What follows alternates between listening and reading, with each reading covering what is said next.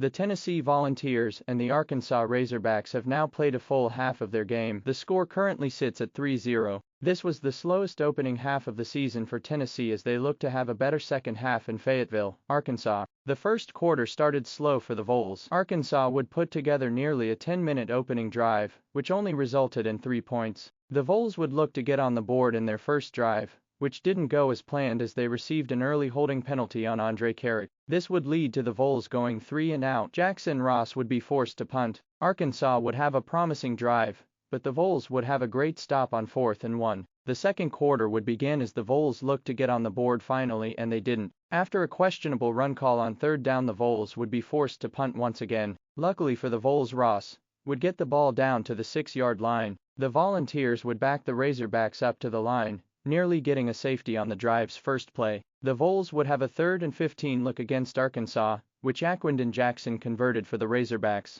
The Razorbacks would go for their 3rd 4th down attempt, and the Vols would once again get a stop. Arkansas would stop the Vols dead in their tracks again as Tennessee would be forced to punt. The Vols would have one more chance to drive down the field to put points on the board. Tennessee would start their drive with 1:57 left on the clock. The drive would become promising up until another penalty would set them back as John Campbell would be flagged with a face mask call. Tennessee would be forced to make a play as it was 3rd and 18. The Vols would get it to 4th and 7 as the Vols would attempt to go for the first down. The Vols wouldn't convert. This ended the half. The Vols will receive the ball to kick off the second half on Saturday night.